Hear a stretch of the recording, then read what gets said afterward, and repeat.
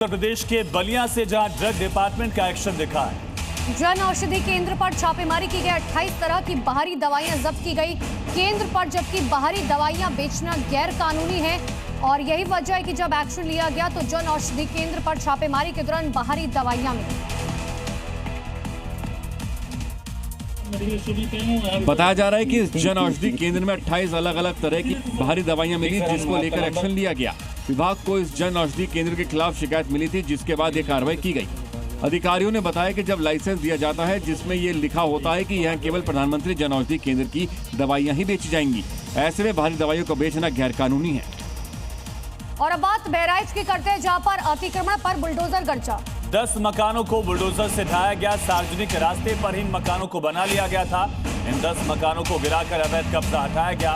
बहराइच में लगातार अवैध कब्जों के खिलाफ एक्शन जारी है। इससे पहले भी इस तरह का एक्शन हुआ था। जिस वक्त ये कार्रवाई की जा रही थी उस वक्त मौके पर भारी तादाद में पुलिस मौजूद थी। बताया जा रहा है कि सरकारी जमीन पर ये मकान बने हुए हैं। बता दें कि प्रशासन की ओर से कई बार नोटिस जारी किया गया था, लेकिन फिर भी मकानों को नहीं हटाया गया, जिसके बाद प्रशासन ने बुलडोजर कार्रवाई की।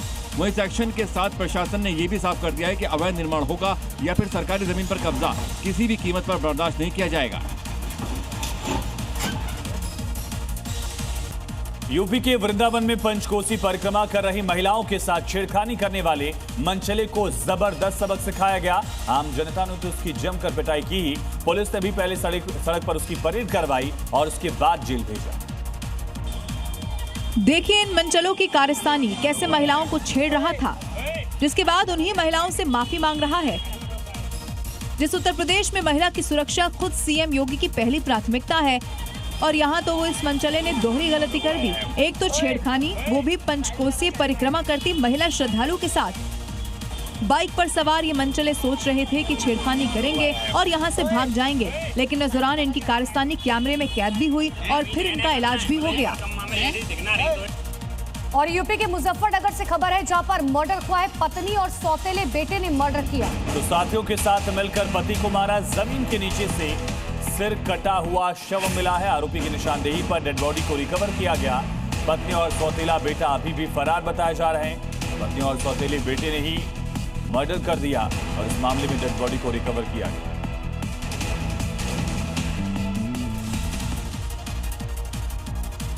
उत्तर प्रदेश के गाजियाबाद में सूर्या का हत्यारा असद ढेर हो चुका है, लेकिन अब बारी बुलडोजर की है, क्योंकि बुलेट वाले हिसाब के बाद अब बुलडोजर ने पहला गियर डाल दिया है और रुख कर दिया है असद के अवैध घर का, जिसे खाली करने के लिए प्रशासन ने 15 दिन का अल्टीमेटम दिया।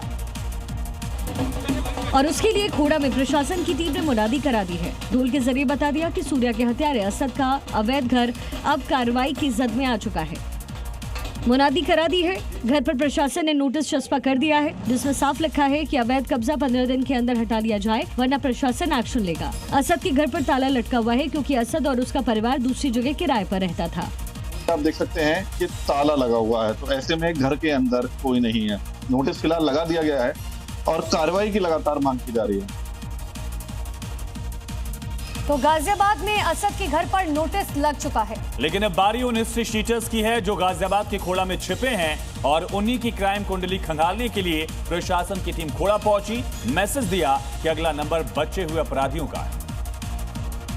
इसके लिए योगी फोर्स और प्रशासन की टीम खोड़ा पहुंची। बीच चौराहे खड़े होकर मैप के जरिए पूरे इलाके की जानकारी ली और हर उस अपराधी और हिस्ट्री शीटर की कुंडली को खंगाला जो कानून से खिलवाड़ करते हैं। खोड़ा थाना क्षेत्र में कुल 14 हिस्ट्री शीटर्स हैं। जनपद गाजियाबाद के थाना क्षेत्र खोड़ा में अपराध दर्ज हुआ है, जिनमें वो अभियुक्त रहे, उन सभी का सत्यापन किया गया। एक तरफ योगी सरकार के यक्ष ऐप से हिस्ट्री शीटरों की पूरी कुंडली को खंगाला है, तो कुंडली में मौजूद अवैध वाले दोष का बुलडोजर वाला उपाय भी बताना शुरू कर दिया।